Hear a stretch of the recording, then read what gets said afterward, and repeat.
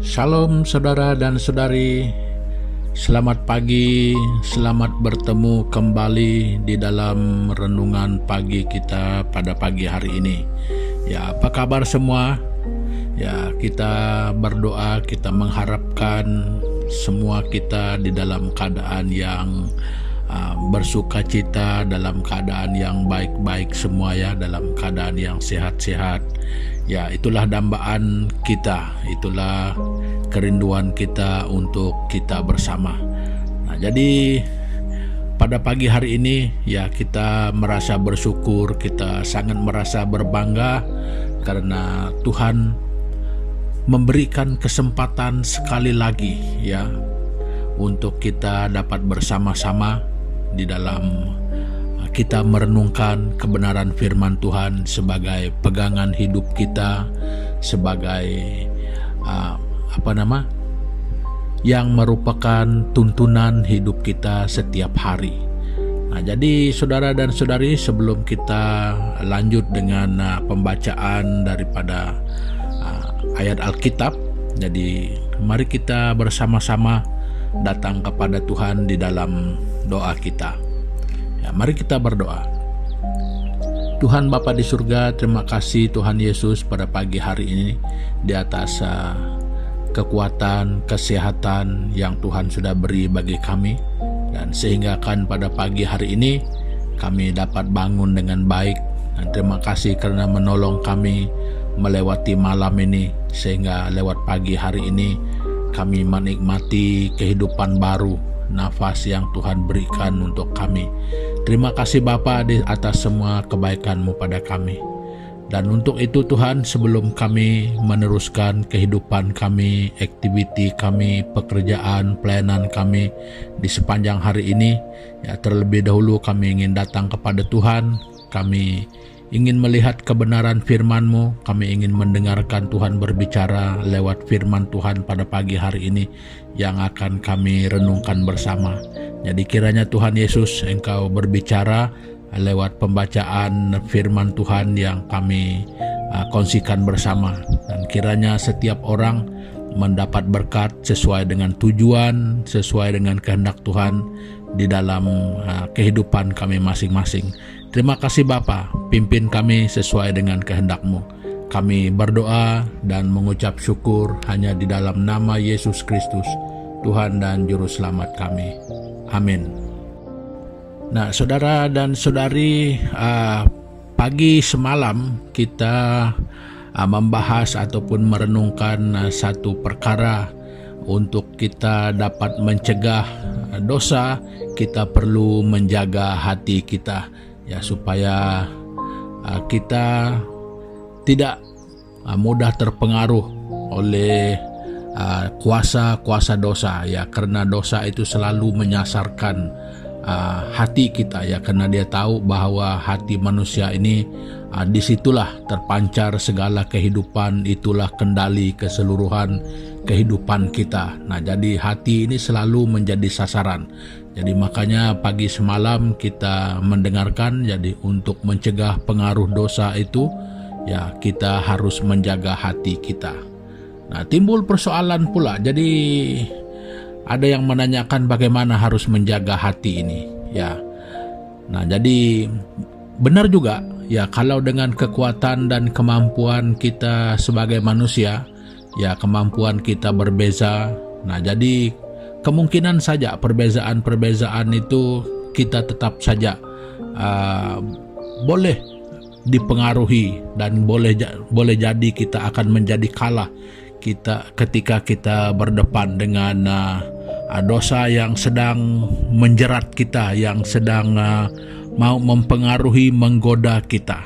Nah, jadi saudara dan saudari semua, pada pagi hari ini saya ingin berkongsi tips yang sangat luar biasa, yang memang sangat ampuh untuk kita dapat menjaga hati kita. Nah, ini adalah satu teknik yang terbaik untuk menjaga hati kita supaya kita tidak mudah digodai oleh kuasa dosa. Nah, jadi ingat ya, kemampuan kita sebagai manusia, kita mempunyai batas. Ya, kita ada limit kata orang. Nah, jadi kalau sudah sampai di batas itu, nah kita akan otomatis kita akan kalah. Ya, karena itu di sana batasnya. Nah, jadi yang saya ingin kongsikan pada pagi hari ini adalah yang tidak terbatas. Nah, jadi bahkan bukan hanya tidak terbatas, tetapi yang boleh mengatasi kuasa-kuasa godaan itu. Nah, jadi ini yang saya ingin kongsikan bersama dengan saudara dan saudari pada pagi hari ini. Nah, jadi oleh itu saya ingin membawa kita bersama-sama membaca Alkitab kita yang terdapat di dalam kitab Mazmur, ya, kitab Mazmur pasal yang ke-119. Kita membaca ayat yang ke-11 sampai 15 di sini ya. Nah, jadi begini bunyinya. Dalam hatiku aku menyimpan janjimu, supaya aku jangan berdosa terhadap Engkau. Terpujilah Engkau ya Tuhan, ajarkanlah ketetapan-ketetapanmu kepadaku. Dengan bibirku aku menceritakan segala hukum yang Kau ucapkan. Atas petunjuk peringatan-peringatanmu aku bergembira seperti atas segala harta. Aku hendak merenungkan titah-titahmu dan mengamati jalan-jalanmu. Nah, jadi saudara dan saudari, ya, untuk dapat menjaga hati kita, ya, hal pertama dan yang utama adalah hati kita itu jangan dibiarkan kosong. Ya, harus diisi. Nah, saya percaya banyak hal di dalam hati kita. Namun pada pagi hari ini, ya, mari kita semua mengisi hati kita dengan firman Tuhan. Nah, ini yang boleh mengatasi kuasa godaan itu. Ketika firman Tuhan itu memenuhi hati kita, nah, dia akan mampu menepis segala godaan itu. Nah, jadi kalau kita punya waktu yang panjang, kita boleh membaca di dalam kitab Lukas di pasal yang keempat itu. Kita melihat ketika Yesus sendiri sedang dicoba oleh iblis.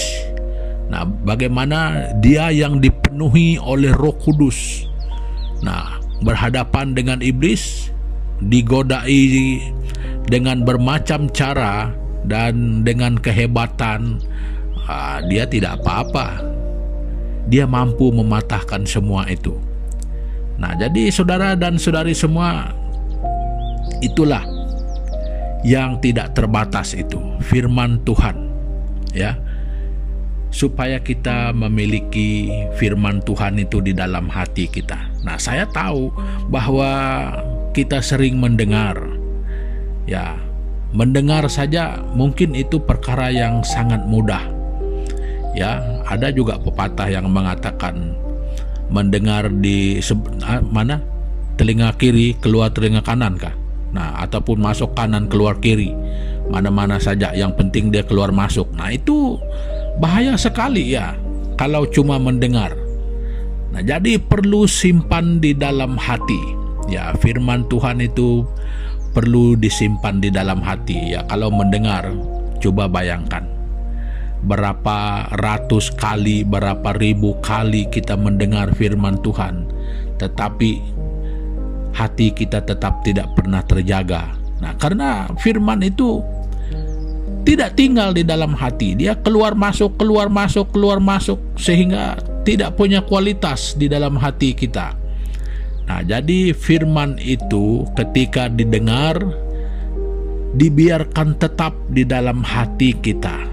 Ya, sehingga kapanpun, bilapun, nah, firman itu tetap kita ingat karena dia ada di dalam hati kita. Ya, jadi ini bahaya sekali kalau firman Tuhan itu hanya didengar.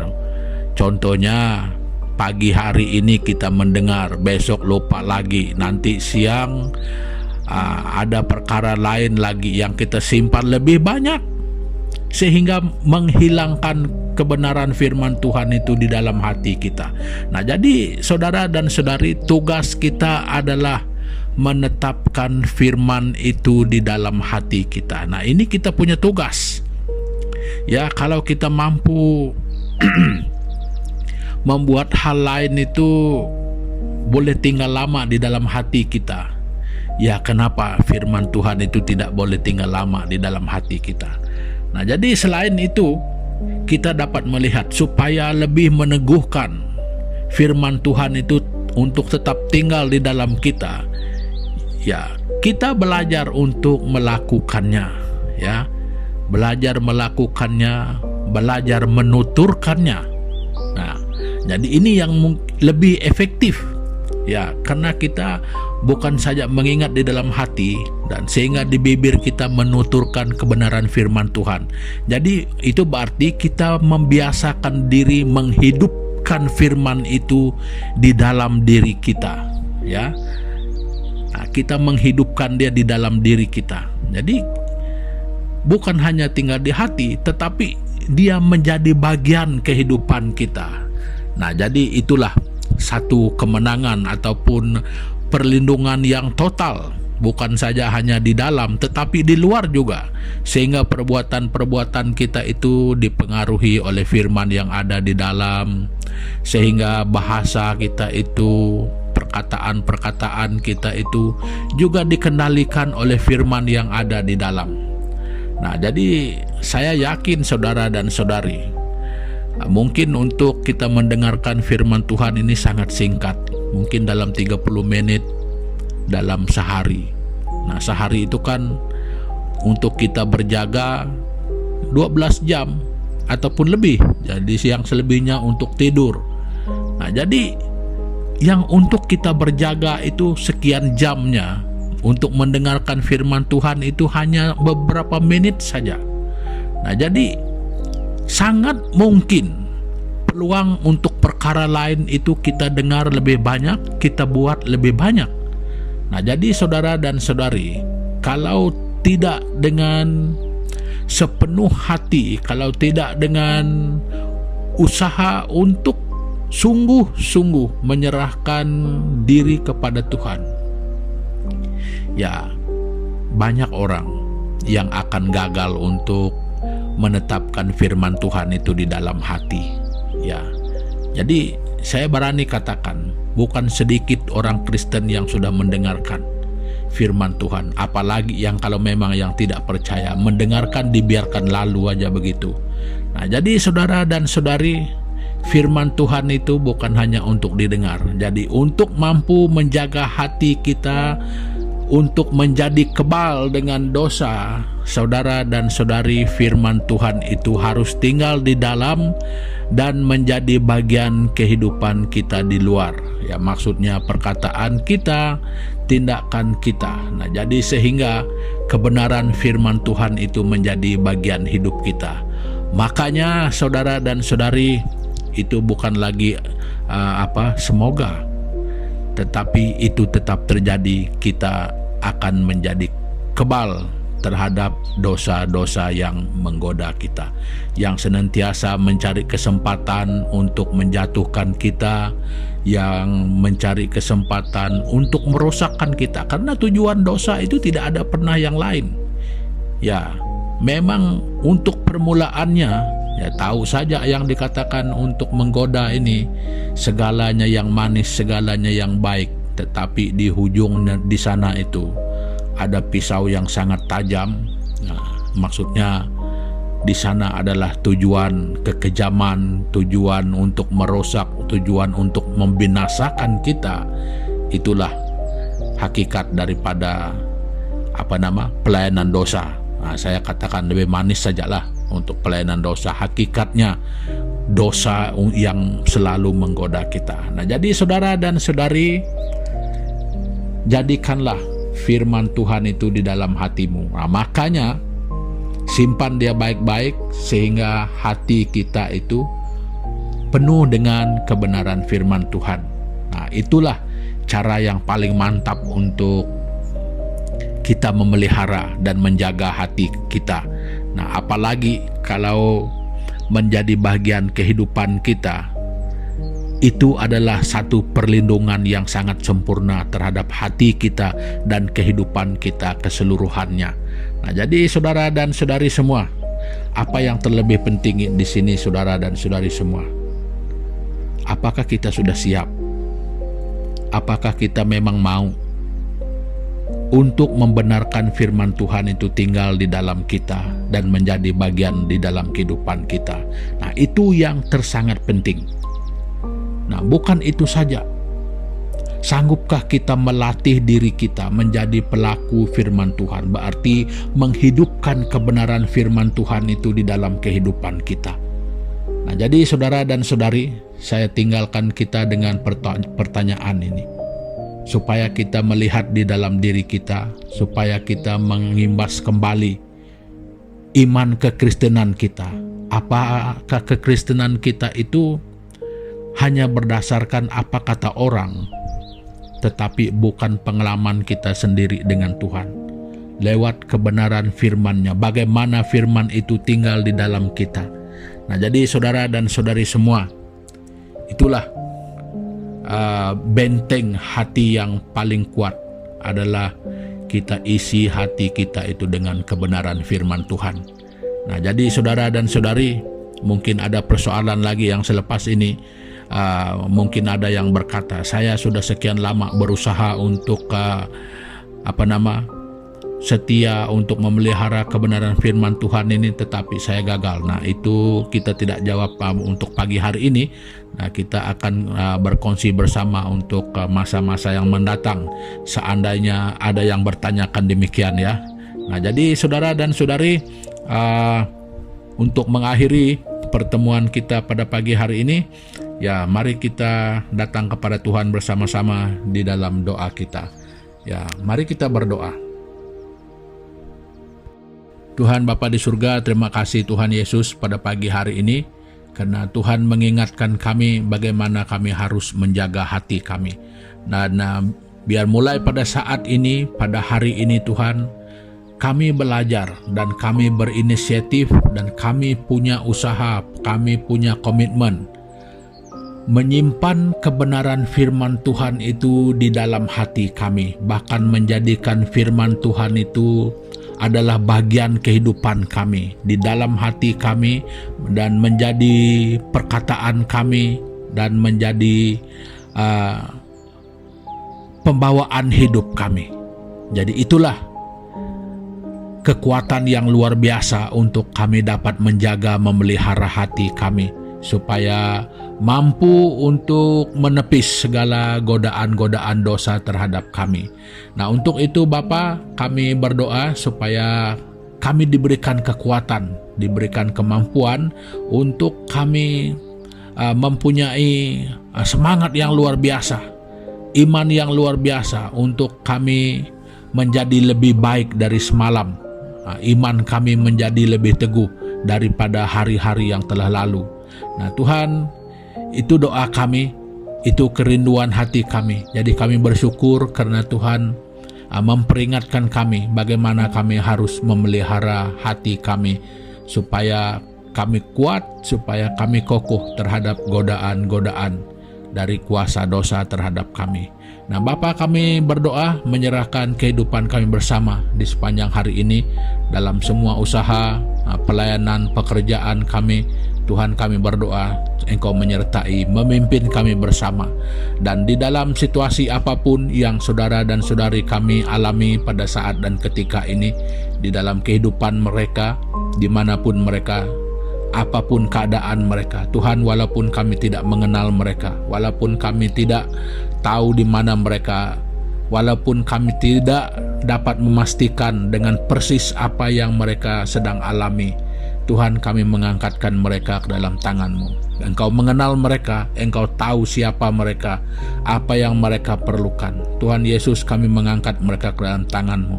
Kami percaya bahwa Tuhan tidak pernah melihat segala sesuatu itu mustahil untuk dilakukan. Jadi makanya kami sangat berharap, kami hanya mengandalkan Tuhan. sebagai jawaban kepada semua pergumulan yang kami hadapi di dalam kehidupan kami. Terima kasih Bapa, kiranya kehidupan kami pada hari ini memuliakan Tuhan, menjadi berkat buat sesama kami, bahkan diguna pakai oleh Tuhan untuk menjadikan diri kami dan sesama kami saling diberkati lewat apa cara yang Tuhan kehendaki di dalam kehidupan kami. Terima kasih Bapa, ini doa kami di dalam nama Tuhan Yesus Kristus, Tuhan dan Juru Selamat kami. Amin. Nah, saudara dan saudari semua, pertemuan kita pada pagi hari ini ya sampai di sini dulu, dan kita akan berjumpa lagi di kesempatan-kesempatan yang mendatang. Ya, selamat beraktivitas. Ya, Tuhan Yesus memberkati kita semua. Haleluya.